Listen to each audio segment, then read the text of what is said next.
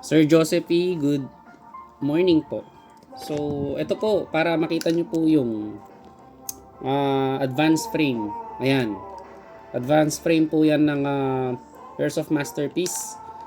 So, ang ginamit ko po dyan na ang tawag ito?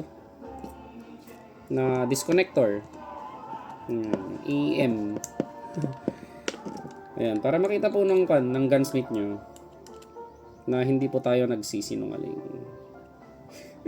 Kasi very naman po, very nonsense naman po na gagawa si AM ng advance frame niya, and then ang gagamitin niya, ang ire-recommend niya na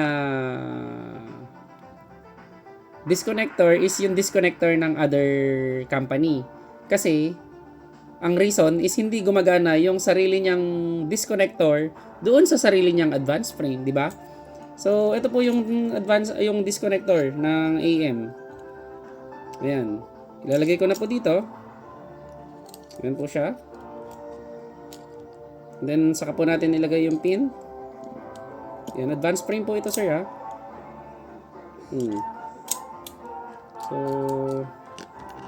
i-align lang natin yung pin. Kasi, nahulog yung disconnector. Baka sabihin okay, yan. So, ito. Yan. Then yung screw. Ito, pinapabuo po sa akin ito. Yan. Pinapabuo po ito sa akin ng taga Speed QB. Taga Speed QB, no? Speed QB kasi gagamitin. So, ayan. Gagamitin natin ng AM shear spring. And then, yung ang tawag dito?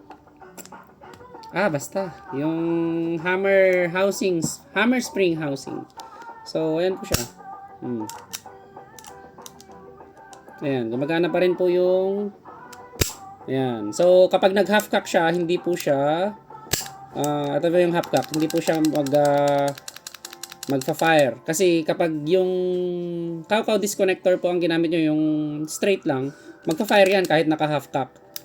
So, ayan.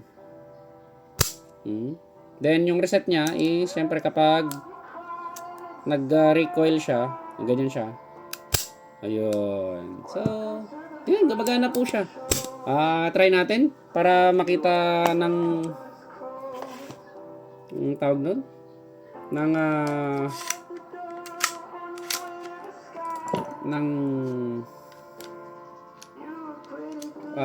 Gumagawa sa inyo na gumagana po ang AM disconnector set sa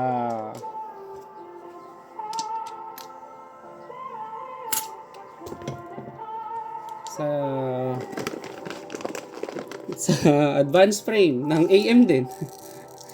Kasi napaka-kwan naman po, di ba?